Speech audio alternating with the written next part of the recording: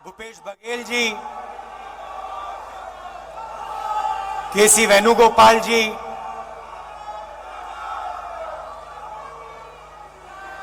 Priyanka Gandhi ji, stage पे Congress party के सब वरिष्ठ नेता, हमारे प्यारे कार्यकर्ता, भाइयों और बहनों, प्रेस के हमारे मित्रों, आप सबका यहां बहुत बहुत स्वागत। और जो लोग इस अधिवेशन को टेलीविजन पे अलग अलग स्टेट्स में देख रहे हैं, उनका भी मैं आज यहां स्वागत करता हूं।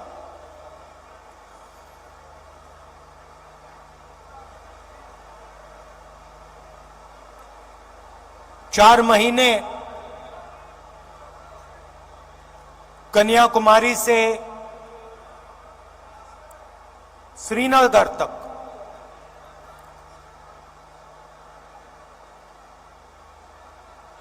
भारत जोड़ो यात्रा हमने की।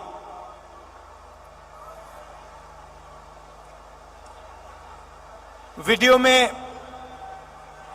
आपने मेरा चेहरा देखा, मगर हमारे साथ लाखों लोग चले थे। हर स्टेट में चले, बारिश में, गर्मी में, बर्फ में, एक साथ हम सब चले।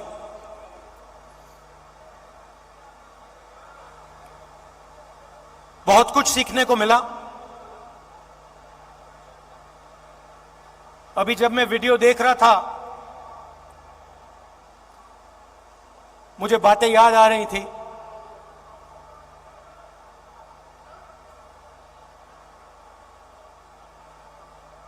वीडियो में आपने देखा होगा, पंजाब में एक मैकेनिक आकर मुझसे मिला।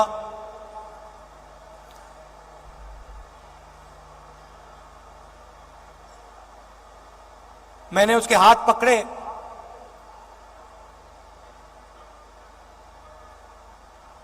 और सालों की जो तपस्या थी उसकी, सालों का जो दर्द था, जो खुशी, जो दुख, जैसे ही मैंने उसके हाथ पकड़े,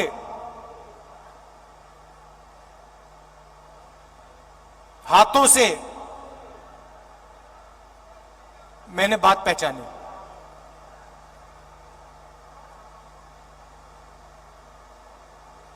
वैसे ही लाखों किसानों के साथ जैसे ही हाथ पकड़ते थे, जैसे ही हाथ मिलाते थे, गले लगते थे, एक ट्रांसमिशन सा हो जाता था। शुरुआत में बोलने की जरूरत होती थी, क्या करते हो, कितने बच्चे हैं, क्या मुश्किलें हैं। ये एक डेढ़ महीना चला, उसके बाद बोलने की जरूरत नहीं होती थी।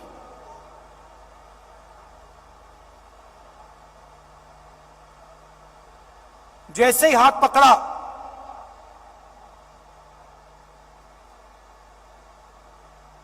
गले लगे, सन्नाटे में एक शब्द नहीं बोला जाता था, मगर जो उनका दर्द था, जो उनकी मेहनत थी, एक सेकंड में मुझे समझ आ जाती थी। और जो मैं उनसे कहना चाहता था, बिना कुछ बोले वो समझ जाते थे। अभी मैंने देखा, आपने वो बोट रेस देखी होगी केरल में।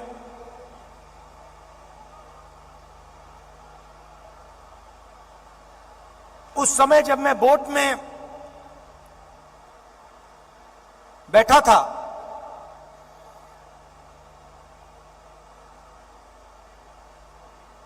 पूरी टीम के साथ मैं रोइंग कर रहा था, मेरे पैर में भयंकर दर्द था। मैं उस फोटो में मुस्कुरा रहा हूं, मगर मेरे दिल के अंदर रोना आ रहा था, इतना दर्द था।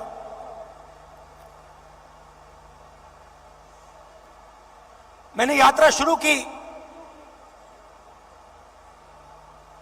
काफी फिट आदमी हूं, 10-12 किलोमीटर ऐसे ही दौड़ लेता हूं। घमंड था, मैंने सोचा था 10-12 किलोमीटर चल लेता हूं तो 20-25 किलोमीटर चलने में क्या बड़ी बात। मेरी माइंड में यह था।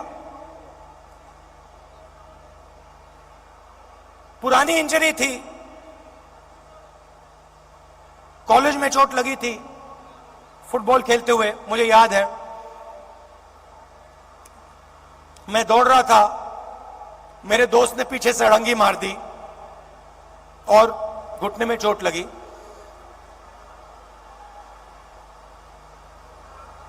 दर्द गायब हो गया था, सालों के लिए दर्द गायब था।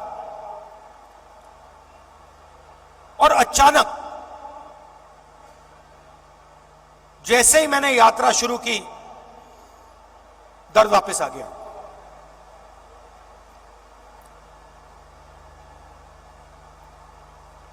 आप मेरे परिवार हो तो मैं कह सकता हूं आपसे, सुबह उठता था, सोचता था कैसे चला जाए,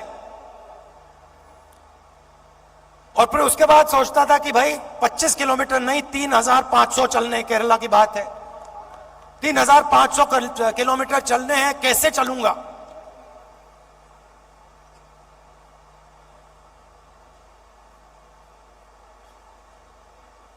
और फिर कंटेनर से उतरता था, चलना शुरू करता था, लोगों से मिलता।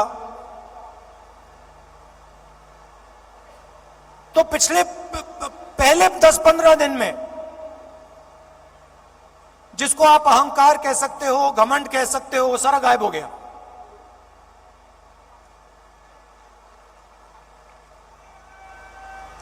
क्यों गायब हुआ?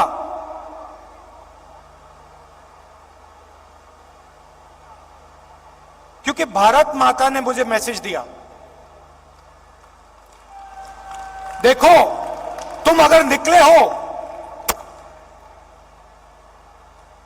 अगर कन्याकुमारी से कश्मीर चलने निकले हो, तो अपने दिल से अहंकार मिटाओ, घमंड मिटाओ, नहीं तो मत चलो। और मुझे ये बात सुननी पड़ी, मुझे ये बात सुननी पड़ी। मुझ में उतनी शक्ति नहीं थी कि मैं इस बात को ना सुनूं। और आस्ते आस्ते मैंने नोटिस किया,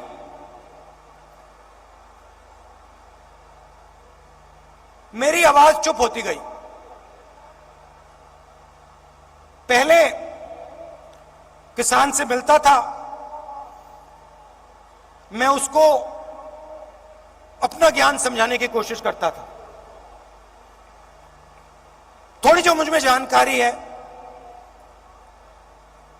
खेती के बारे में, मनरेगा के बारे में,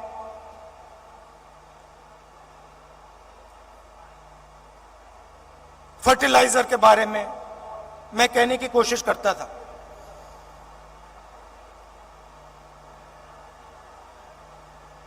आस्ते आस्ते ये सब बंद हो गया।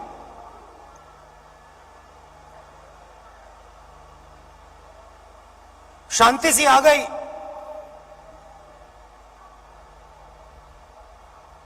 और सन्नाटे में मैं सुनने लगा।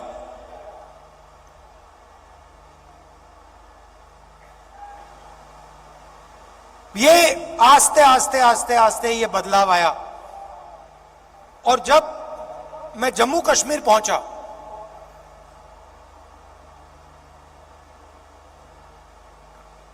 वो भी अजीब सी बात थी। जब मैं जम्मू कश्मीर पहुंचा, मैं बिल्कुल चुप हो गया।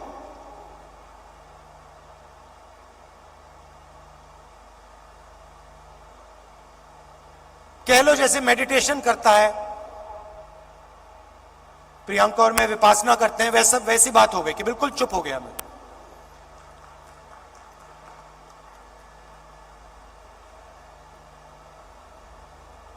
मां बैठी हैं,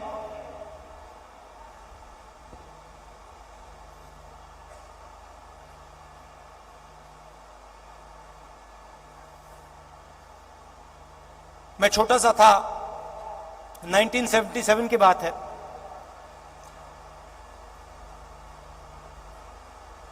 चुनाव आया, मुझे चुनाव के बारे में कुछ मालूम नहीं था, 6 साल का था मैं। एक दिन घर में अजीब सा माहौल था। मैं मां के पास गया, बैठी हुई हैं, इधर नहीं देख रही हैं।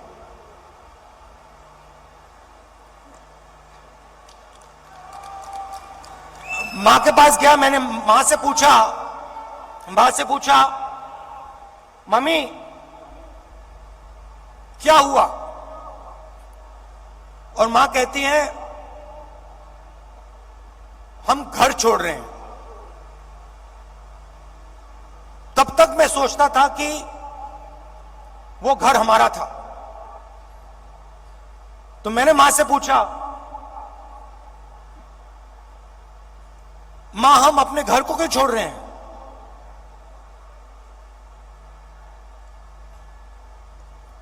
और पहली बार मां ने मुझे बताया कि राहुल ये हमारा घर नहीं है,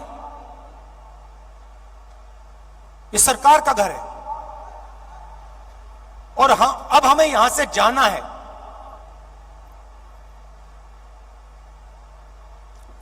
मैंने मां से पूछा, मां कहां जाना है? कहती है नहीं मालूम।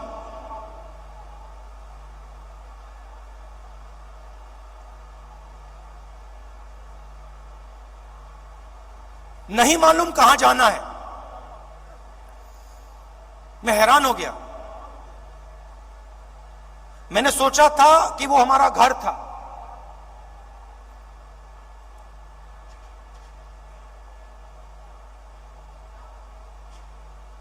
बावन साल हो गए,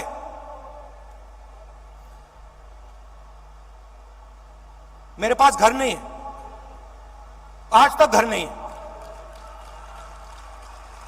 और हमारे परिवार का जो घर है वो इलाहाबाद में है,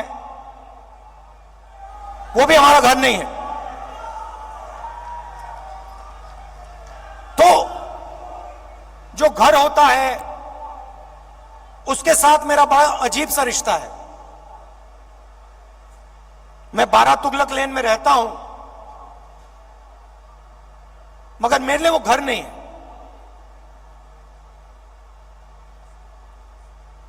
तो जब मैं निकला, कन्याकुमारी से निकला, मैंने अपने आप से पूछा कि भाई मेरी जिम्मेदारी क्या बनती है। अब मैं चल रहा हूं, भारत का दर्शन करने निकला हूं, भारत को समझने के लिए निकला हूं। हजारों लाखों लोग चल रहे हैं, भीड़ है,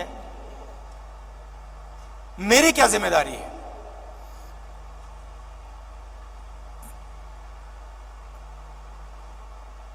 मैंने थोड़ी देर सोचा और फिर मेरे दिमाग में एक आइडिया आया।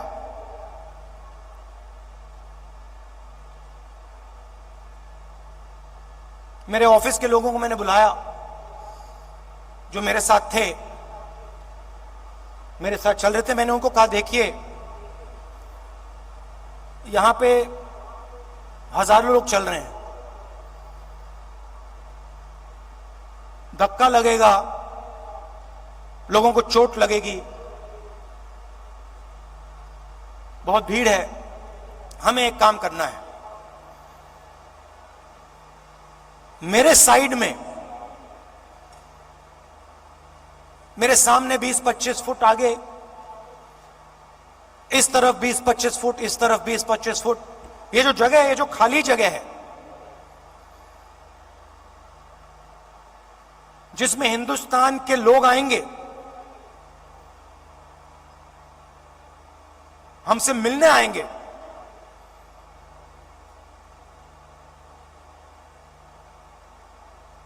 अगले 4 महीने के लिए वो हमारा घर है।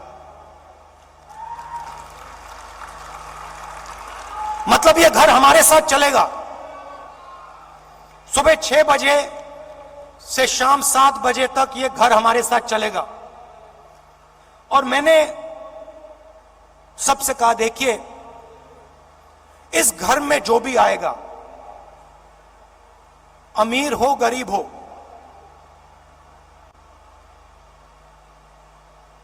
बुजुर्ग हो युवा हो बच्चा हो,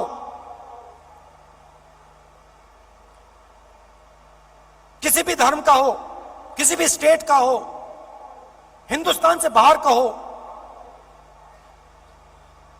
जानवर हो, उसको यह लगना चाहिए कि मैं आज अपने घर आया हूं।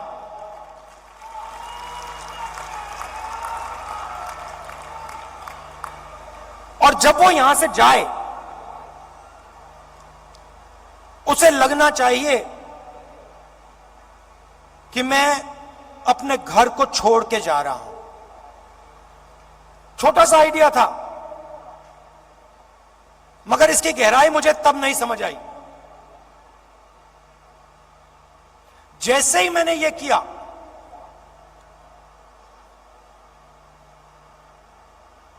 जिस दिन मैंने यह किया, उस दिन यात्रा बदल गई, जादू से बदल गई।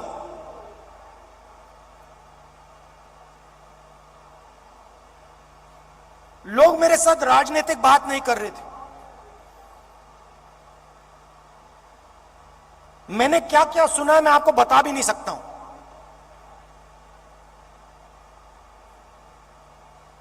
हिंदुस्तान की महिलाओं ने मुझे क्या कहा है इस देश के बारे में, मैं आपको बता नहीं सकता हूं।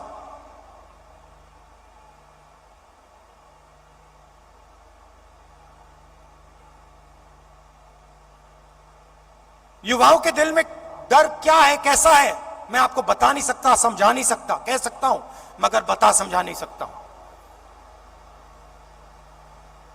कितना बोझ उठा रहे हैं।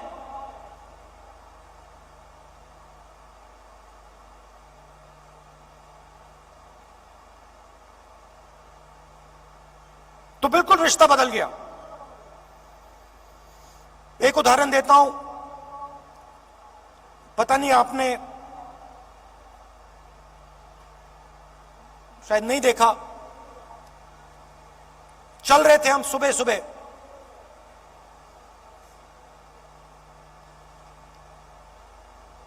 साइड में एक महिला भीड़ में खड़ी थी। झिझक के उसने ऐसे किया मुझे।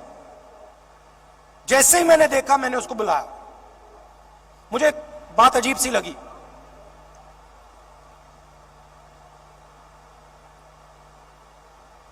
मेरे पास आई, मैंने हाथ पकड़ा, मुझे एकदम मालूम पड़ गया कि कुछ ना कुछ गलत है। जैसे मैं प्रियंका का हाथ पकड़ता हूं, वैसे मैंने उसका हाथ पकड़ा था। कोई फर्क नहीं। मैंने सोचा उस समय, मैंने उस समय सोचा, ये मेरी बहन नहीं है, ये मैं क्या कर रहा हूं?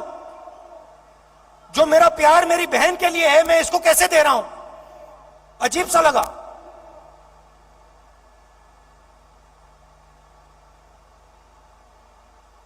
मुझे मेरा हाथ पकड़ती है, कहती है, राहुल जी, भैया, मैं आपसे मिलने आई हूं।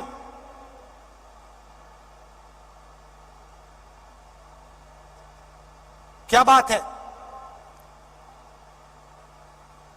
मेरा पति मुझे मार रहा है, पीट रहा है।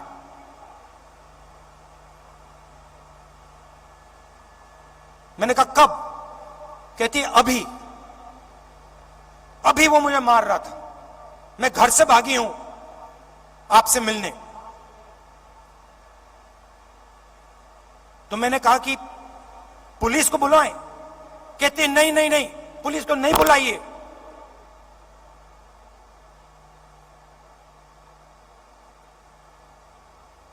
फिर मुझे कहती है अब मैं जा रही हूं वापस, फिर से पिटने जा रही हूं। मगर मैं आपको सिर्फ यह बताना चाहती थी कि मेरे साथ क्या हो रहा है। ये महिला अकेली नहीं है, ऐसी लाखों करोड़ों महिलाएं इस देश में। तो ये सब मुझे सुनने को मिला, और इस घर को हम आस्ते आस्ते आस्ते जम्मू कश्मीर तक ले गए।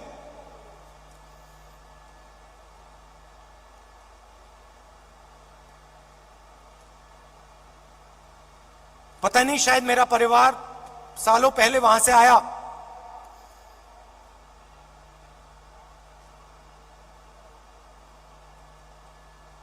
मैंने सोचा कि अजीब सी बात है, कन्याकुमारी से कश्मीर तक मैं ये इस छोटे से घर को ले जा रहा हूं, और यहां मुझे लग रहा है कि मैं वापस अपने घर जा रहा हूं।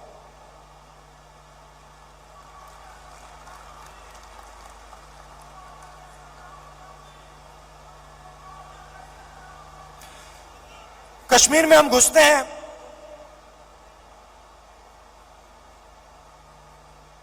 वैली से पहले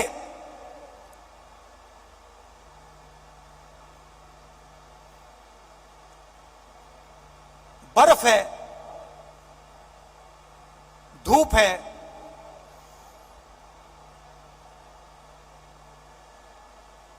जैसे आज, और हजारों लोग हमारे साथ चल रहे हैं।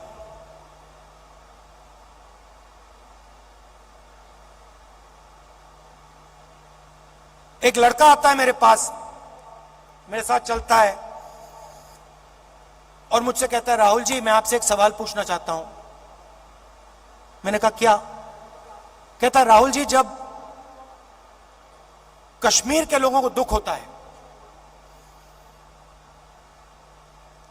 जब हमारे दिल में चोट लगती है,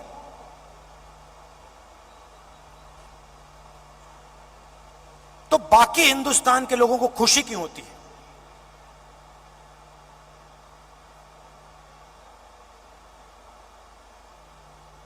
मैंने कहा गलतफहमी में हो, ऐसी कोई बात नहीं है। मैं कन्याकुमारी से यहां तक आया हूं, मैं दावा देके कह सकता हूं कि करोड़ों लोगों के दिल में यह भावना नहीं है। करोड़ों लोग हर हिंदुस्तानी के दर्द के साथ, हर हिंदुस्तानी के साथ खड़े हैं। चुने हुए लोग हैं, मैंने कहा चुने हुए लोग हैं जो खुश होते हैं।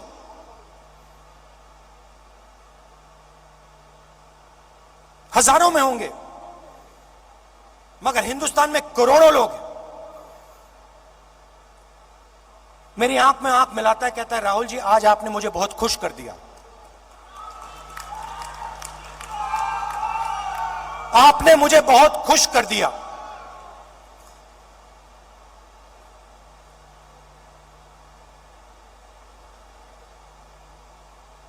बातचीत करते हुए मैं देख रहा था चारों ओर तिरंगा, सड़क पे तिरंगा, पहाड़ों पे तिरंगा, पीछे तिरंगा, आगे तिरंगा, सब जगह तिरंगा।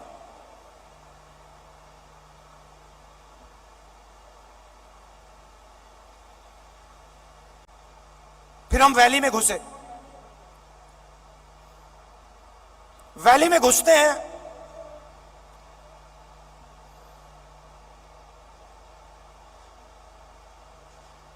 बादल छा जाते हैं,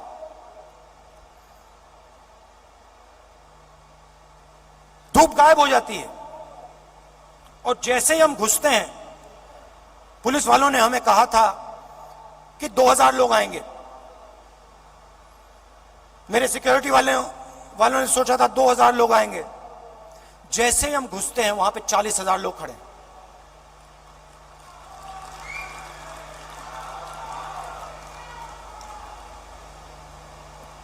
जैसे ही पुलिस वालों ने 40,000 लोगों को देखा, रस्सी छोड़ के भाग गए। हम देख रहे हैं, जिसको रोप पार्टी कहते हैं, वो सब गायब हो गई।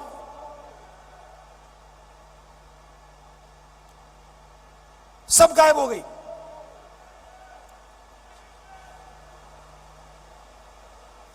मैं देख रहा था,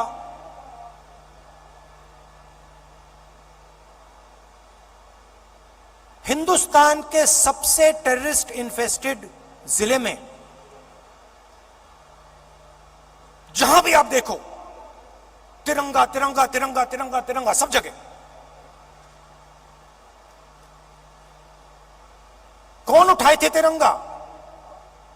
हमारे पास सिर्फ 125 यात्री थे। कश्मीर के लोग तिरंगा उठाए थे।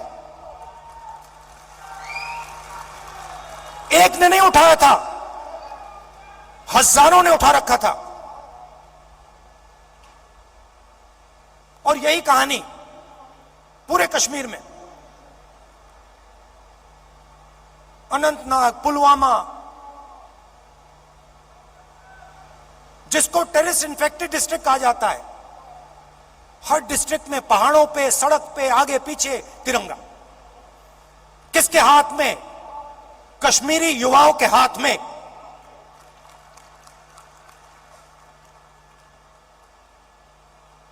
सीआरपीएफ के लोग मुझसे कह रहे, भैया ये तो हमने कभी जिंदगी में नहीं देखा, ये क्या हो गया?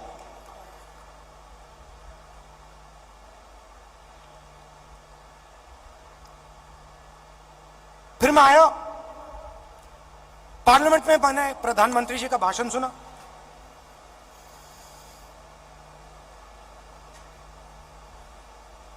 कहते हैं कि मैंने भी जाके लाल चौक में तिरंगा फहराया था।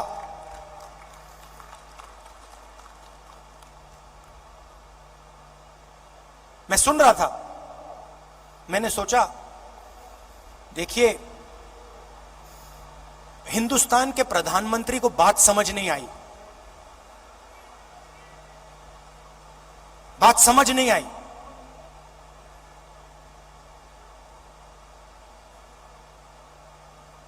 नरेंद्र मोदी जी ने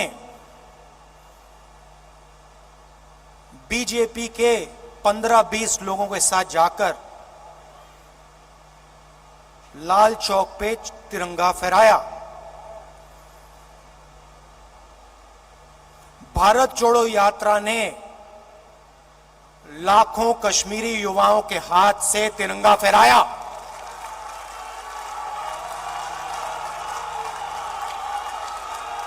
प्रधानमंत्री को फर्क नहीं समझ आया।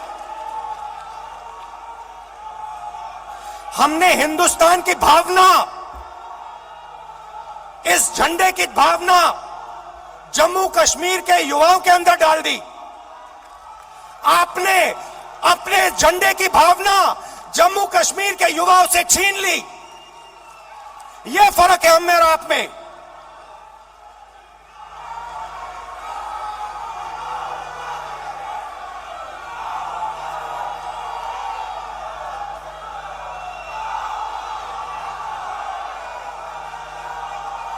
ये जो झंडा है, ये जो तिरंगा है, ये दिल की भावना है, ये दिल के अंदर से आती है। हमने इस भावना को कश्मीर के युवाओं के दिल के अंदर जगाया। हमने उनसे नहीं कहा कि भैया तुम्हें तिरंगा लहराना है, तुम्हें तिरंगा उठा के चलना है, नहीं, किसी से नहीं कहा। अपने आप आए, हजारों लाखों आए और अपने हाथ में तिरंगा उठा के चले। क्यों चले? मैं आपको बताता हूं। कश्मीरी युवा ने मुझे कहा, मुझे कहता है राहुल जी आज मैं आपके साथ तिरंगा लिए चल रहा हूं। जानते हो क्यों? मैंने कहा क्यों? कहते क्योंकि आपने हम पर और मुझ पर भरोसा किया है। आपने अपना दिल हमारे लिए खोला है और हम अपना दिल आपके लिए खोलेंगे।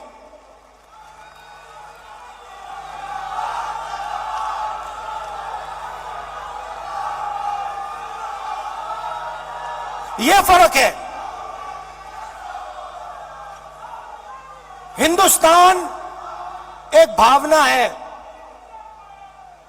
एक सोचने का तरीका है, इज्जत है, आदर है, मोहब्बत है।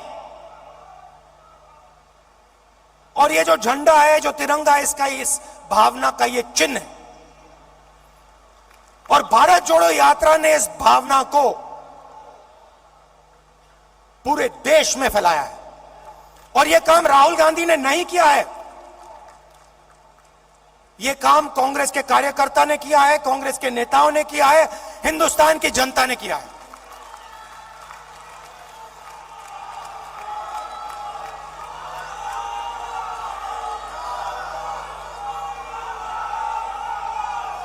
अब देखिए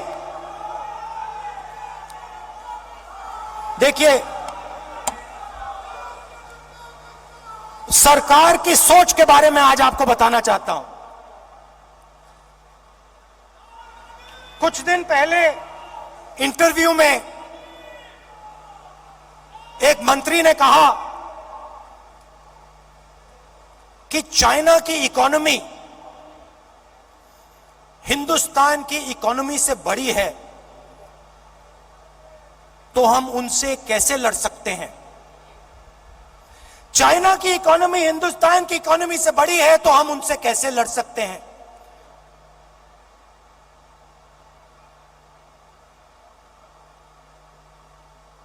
जब अंग्रेज हम पर राज करते थे, क्या उनकी इकोनॉमी हमारी इकोनॉमी से छोटी थी?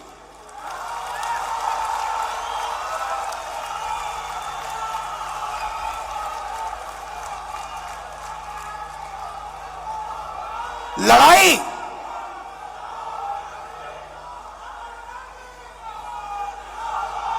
इसका मतलब जो आपसे शक्तिमान है उससे आप लड़ो ही मत, जो आपसे कमजोर है उसी से लड़ो।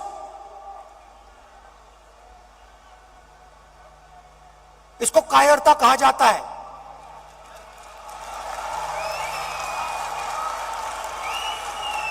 सावरकर की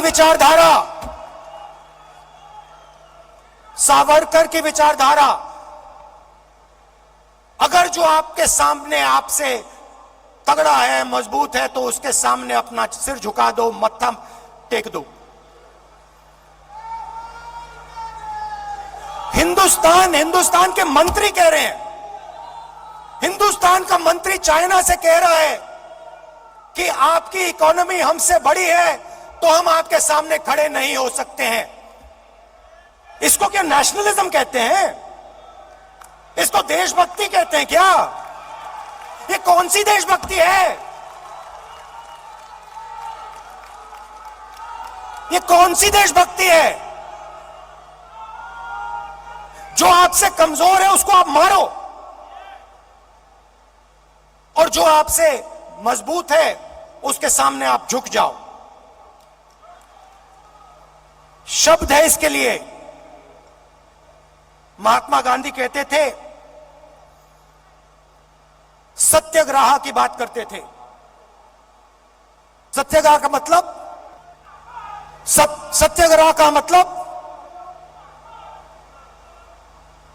सत्ता के रास्ते को कभी मत छोड़ो, सत्य के रास्ते को कभी मत छोड़ो, इनके लिए एक नया शब्द है, आरएसएस बीजेपी वालों के लिए। हम है सत्याग्राही, वो है सत्ताग्राही। ये सत्ता के लिए कुछ भी कर लेंगे, ये किसी से भी मिल जाएंगे, किसी के सामने झुक जाएंगे सत्ता के लिए। ये इनकी सच्चाई है। आखिरी बात, और मुझे बात समझ नहीं आई, पार्लियामेंट हाउस में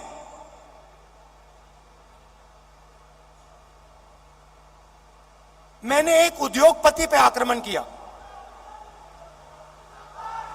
अदानी जी पे मैंने आक्रमण किया। मैंने कहा कि अदानी जी 609 नंबर से दूसरे नंबर तक कैसे पहुंचे। आपकी जो फॉरेन पॉलिसी बनती है, चाहे वो बांग्लादेश हो, चाहे वो इजराइल हो, ऑस्ट्रेलिया हो, श्रीलंका हो, सब जगह उनको फायदा मिलता है। इजराइल में सारे के सारे डिफेंस के कॉन्ट्रैक्ट मिल गए। श्रीलंका में एक व्यक्ति कहता है कि राजापाक्सा जी ने उन्हें कहा कि नरेंद्र मोदी जी ने दबाव डालकर अदानी जी को कॉन्ट्रैक्ट दिलवाया। तो मैंने सिर्फ एक सवाल पूछा, नरेंद्र मोदी जी आपका अदानी जी से रिश्ता क्या है? मैंने और कुछ नहीं कहा,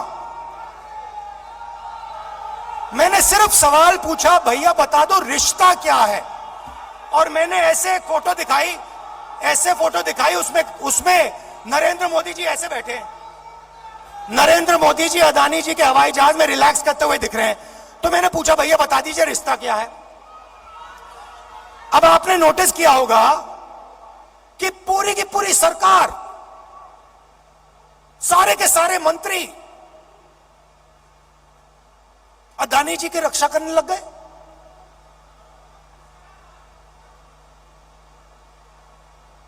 अदानी जी की रक्षा करने लग गए। कहते हैं जो अदानी जी पे आक्रमण करता है वो देशद्रोही है। मतलब अदानी जी देश के सबसे बड़े देशभक्त बन गए। और बीजेपी और आरएसएस इस व्यक्ति की रक्षा कर रही है। सवाल यह उठता है, रक्षा क्यों कर रही है? क्या है इस अदानी में जो बीजेपी और आरएसएस को, सब मंत्रियों को इसकी रक्षा करने की जरूरत पड़ रही है?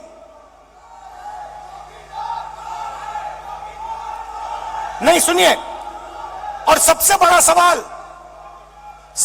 सवाल ये जो शेल कंपनीज हैं,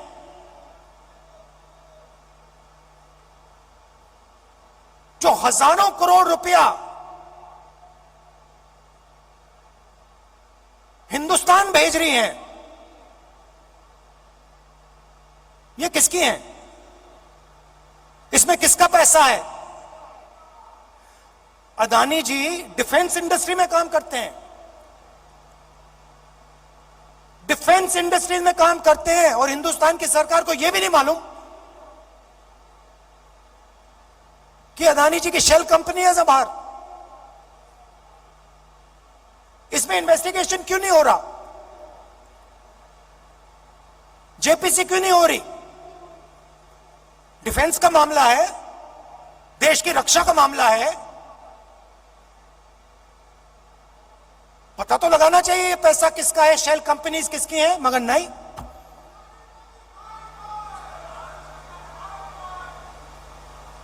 तो ये बहुत बड़ा सवाल है। एलआईसी का इन्वेस्टमेंट है, उनका नुकसान हुआ है। ऑस्ट्रेलिया में फोटो दिखती है, नरेंद्र मोदी जी बैठे हैं, स्टेट बैंक चेयरमैन बैठे हैं, वहां के चीफ मिनिस्टर बैठे हैं, अदानी जी बैठे हैं एक मेज पर। स्टेट बैंक $1 बिलियन का लोन दे रहा है। नरेंद्र मोदी जी उस मेज पे क्यों बैठे हैं? क्या लेना देना नरेंद्र मोदी जी का स्टेट बैंक और अदानी के बीच में? क्या लेना देना? तो ये सवाल है, और ये सवाल मैंने पूछे, नरेंद्र मोदी जी से पूछे। बहुत सीधा जवाब था, कोई रिश्ता नहीं है। सिंपल सा जवाब था। हमने पूछा रिश्ता क्या है, नरेंद्र मोदी जी कह सकते थे कोई रिश्ता नहीं।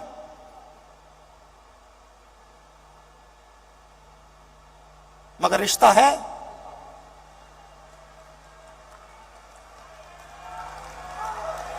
रिश्ता है।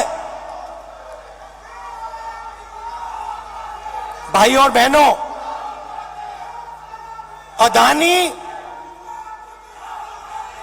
अदानी जी और मोदी जी एक हैं।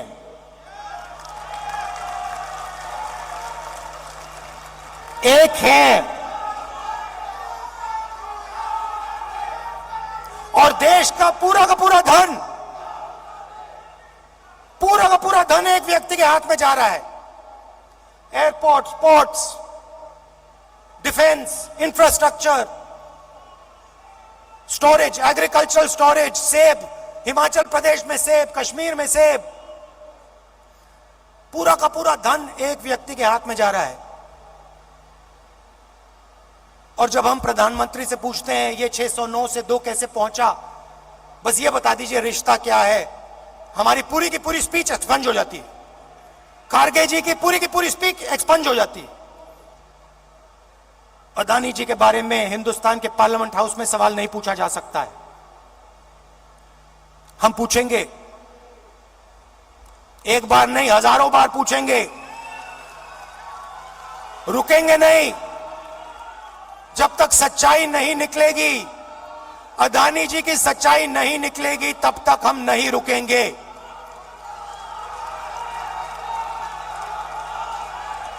क्योंकि, और इसका एक कारण है भाई और बहनों, और खास तौर से जो लोग अदानी जी की कंपनी में काम करते हैं, उनसे मैं कहना चाहता हूं, ये आपकी जो कंपनी है, ये देश को नुकसान पहुंचा रही है। ये देश के पूरे इंफ्रास्ट्रक्चर को छीन रही है। भाई और बहनों, याद रखिए, आजादी की लड़ाई भी ईस्ट इंडिया कंपनी के खिलाफ हुई थी। वो भी एक कंपनी थी।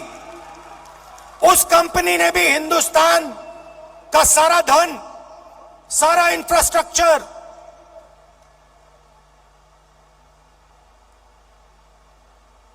पोर्ट्स, सारा का सारा उठा लिया था। इतिहास रिपीट हो रहा है। इतिहास रिपीट हो रहा है। ये देश के खिलाफ काम हो रहा है, और अगर देश के खिलाफ काम होगा तो कांग्रेस पार्टी खड़ी हो जाएगी, लड़ जाएगी।